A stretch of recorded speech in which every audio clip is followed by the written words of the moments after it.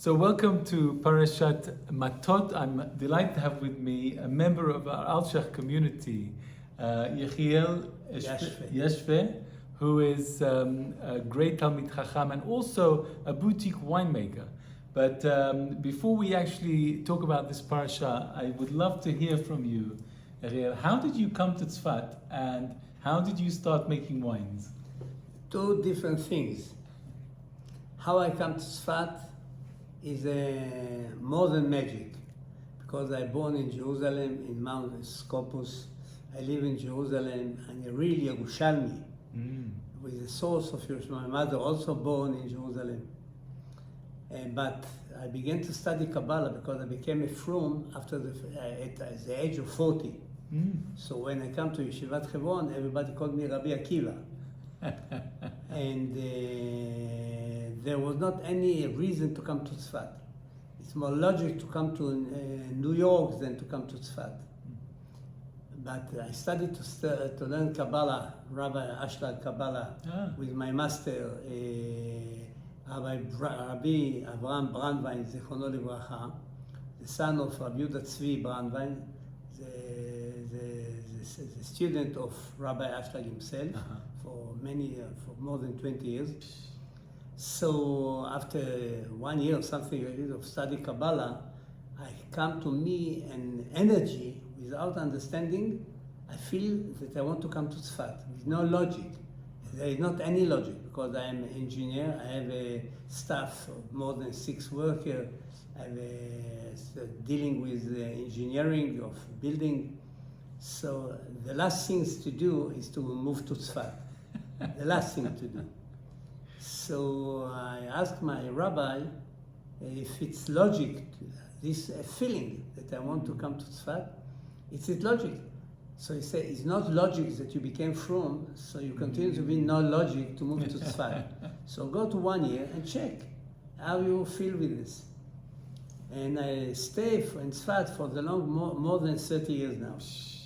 So because it's somehow really fit to me. Amazing. And that is about moving to Tsfat. And I must tell that the place is important when you study. It's very important where you are studying. If you study in Jerusalem, you get the energy of Jerusalem. If you study in Tsfat, you get the energy of Rabbi Lurie, which in Hei B'Av, it's a memory time. And it's work on you. It's doing something to you. And it's must tell you that when you choose a place, is part of what Rabbi Ashlag himself said, that is a free choice. But it's very important because all your talent, all your abilities is depend on this place that you are staying.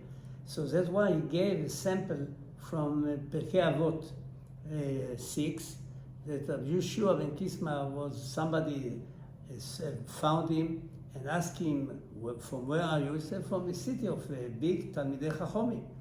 Say, come and move to our city and we'll give you all the money in the world, all the money, and diamond and what you want.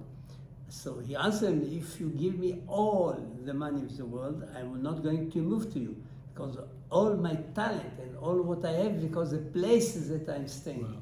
So it's very important when you choosing the right place for you. And he gave a sample of flour. It's depending which sand you're putting in. If it's salt, it will nothing will come. If it will be good sand and all what it needs, water and everything, it's come a very nice. How did you come into this boutique wine tasting? Because your wines now it's coming so holy. To continue. Yeah. It's to continue. It's the unlogic reason.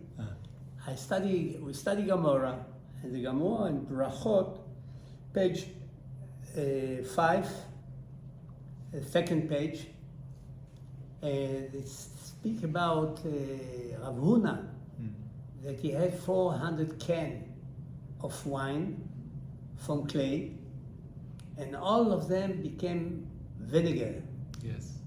So he came to the Chachomim of Bavel and he was the chief of Chachomim. So he came to them and asked them, maybe you heard something about me. So they answered him, you think that the God don't make a real trial and find you guilty, and he caused it to happen to be that he changed to be vinegar? He said, no, of course not. I'm sure that he know what he's doing. He's the master of the world. But I did not find. That's why I came to him. Maybe you heard something about me. I checked and didn't find. And here is a chance to understand something very interesting. Because if somebody has a problem, you have to check, as he have done. And if he did not found, Gemara said, Itle bebitul Torah.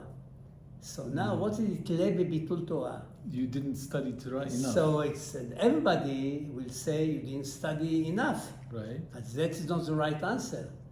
Bitul Torah, it means you make the Torah that you study for nothing. Yeah. It means it don't give bring you no to the value. right, it don't come you to the right result. It's like instead of to come to, like you choose a car, and instead of coming to the goal, to where you want to come, you come to another place. Right. It means all the car is meaningless. Right. So that the Torah and the studying is like a car. You have to bring you to some place. Right. So you miss the right place. So he said, no, I know. That's why I'm here, because I didn't found. So, and he said, yes, we heard about you. What? That you take from your worker all the wood that remain after you take the grapes. They begin a big rope. I don't know how to say it in English. With zmora, in Hebrew, it's zmora. It's a long wood, and that on it there is all the grapes. Right.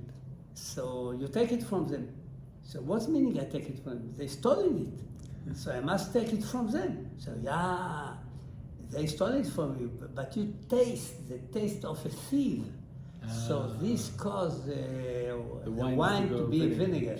So we from this understand so high level. If you are so high level in Torah, you have to behave above the rules.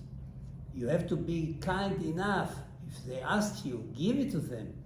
You don't have to be Hamdan, think about the small money. Yeah. So, wow, I agree, and this because I became happy that I take this from them.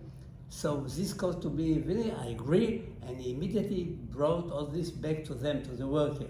So what the Gemara said is something unbelievable. That the vinegar in the clay can change to be back to good wine. When he realized what he did. Yeah. So it's, but there is additional in the Gemara, and that is time to study a little Gemara. He said, Yesha Omrim. There are others that say that the vinegar became expensive. So myself, knowing that to make a vinegar, you just have to open a bottle of wine. You wait 1-2 days, it's vinegar, totally vinegar. Right. So it's to those who don't believe in the miracles that the God can do, for them it's a good answer. But to those who believe like that not the mistakes that you have done, it's the evil that you have done, this cause, the false behavior in the Torah, this cause all the problem. So for them, it's very simple. That you correct your fault, so that God changes the reality. Right. So it can change the reality. I say, wow, now I have a very nice chance to check my level of being true. See. Go So you and make make a wine and check Wow. if it became a vinegar or it's a good wine. Oh my So God. that's the only That's the reason why you That did. is exactly. So what I've done, my best friend, Zichrono Livracha, Tzvi Rosenberg, before 2 days, 3 days, the time that he was climbed up to heaven, he was one of my students that studied with me, and he had the grapes because he lived in Kerem Zimra. So I asked him to bring me 100 kilogram of grapes. So he asked me for what reason. I said, I want to make a wine. So if you want to make a wine, you have to put a lot of sugar in the wine, like in Romania, the place that I came from, and you will get a sweet wine, which is very good. So no, I want a dry wine, like a wine that can be on the altar, not a wine that you can put on the altar. So better buy from a vineyard, buy from a winery. So I said, okay, so please give me the 100 kilogram. So what I've done, 80 kilogram, I put them with the sugar in a big can, and 20 I put in a small can.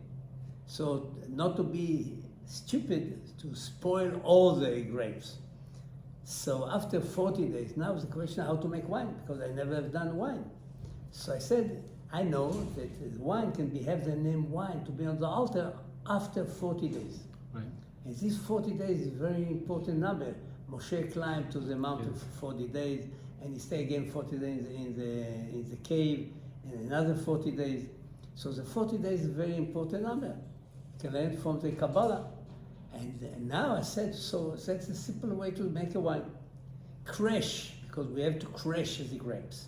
So I brought the grapes from the kerem, from the winery, and I crushed them, and I put 80 from them in the big can with the sugar, and he told me 20% of sugar. Wow, it's a lot of amount of sugar. And the other one with nothing. So after 40 days, and what I've done, I wait another day, because I don't want to be those that made a mistake. And maybe it will be 39, so I check it for another day to be sure. 41 days, so to be sure, on the safety side. So then I opened the big can, and I took all the leaves and all the seed that are raising and make like a kippah on the wine, and I took them out. Very hard things to do it, and then I find the wine, and the wine was fantastic, but very sweet. So now after I say, okay, first I have wine. Yeah. I can for Shabbos I can make a wine, but now the important wine, the dry wine. I opened the can slowly, fractioning a little, and I took again all the leaves and all the seed, and I checked the wine. To my point of view, the best wine I ever drank in my life. Wow. It was fantastic. So I make I put it in a bottle, and I bring it to my friend Tzvi, and the Swede said, "Oh, fantastic! We don't spend I don't spend on you grapes." So now I take the other bottle, which was dry. I said, "Wow, it's unbelievable! It's dry." It will hold one day. So I keep, this bottle is for you. And the next Shabbos you will told me. So he said, unbelievable. 1 week, it stay unbelievable. And I reckon I'm finishing the second Shabbos. But if you have another bottle, I think that you're going to find that they are spoiled. So it was 1998. Now we are 2023. I have remained another 2 bottles from that. Wow. And the question, what they will be. How long will it last? So before 6 years, I opened 1 bottle because I had 3. Each year I drank 1. Each year to check if it's good. It was better and better and better and better.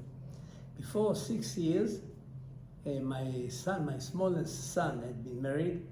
So his one was 5 years old when he stayed on the grapes with me and brought do all the job to make 5 years old, small boy. So we opened the bottle, and me and Mati, my eldest son, and we find it unbelievable.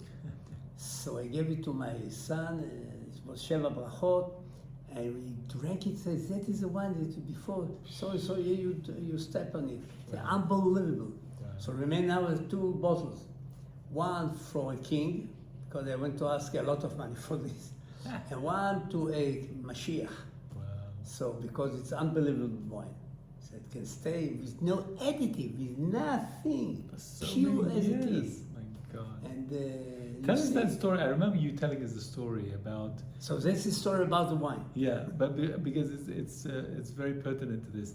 When you had some professional, worldwide renowned wine experts come to you, and you told me that he tasted it, and he didn't understand that this was such a good wine. And then later on, I think somebody else tasted it, or something. He tasted it again, and he understood it was better. He said because the taste depends on your spiritual status at the time you drink it. Can you tell us that story? So we make the lesson, we make all the lecture on wine. We're going to do a separate. I'm going to do a separate thing on wine because it's very So, unusual. As just to finish the story of wine, Yeah. because I can begin to make stories. It's real unbelievable stories about the wine, but only one thing I have to add, and that's why I begin with Rav Huna, because it happened to me. Somebody opens a bottle, and after 1 hour less, it became vinegar. And I put it aside in my store. After 1 week, I brought it back. It was before Shabbos, and I tasted the wine. It was so good, so sweety, unbelievable. So the story of Rav Huna, it's reality. Wow. It's not the Gemara story. It's a real appearance of the wine. It can be. If you are a bad guy, it will be sour for you. It will begin The vinegar same for wine you. The would same be wine. sour for a And in my house, it was happened that people laugh at me because I give people to drink wine. One said, really, it's vinegar. The other one said, it's the best wine I ever drank. The same bottles, the same. These are professional wine tasters. Yeah, and they say, unbelievable, what's going on here? So after a few minutes later, 20 minutes, I don't know how much, the guy that said it's sour, I said, I can't believe. It became sweet in my hand. Wow. And it became sweeter and sweeter and sweeter. Wow. So I answered him, because it's written in Habakkuk, second paragraph, that if you are arrogant, the wine became vinegar. Wow. So his guy was very arrogant. He laughed about the story that it can be vinegar. Because you are a bad guy, you are with a big ego. So when he sees that his hand of his friend, he tastes it. Wow, his hand is very good, and his hand very bad. It's unbelievable. So all the gaive, all the arrogant disappear, and then you like can a taste the balloon. sweet wine. So now it became a sweet wine. So when you see it, I just have to make, if I had a camera, a hidden camera, and make this, it's for all the Jewish people to become fruit. Amazing. So it's unbelievable. So that is the story about the wine. Amazing. There's a lot of stories, but it's enough.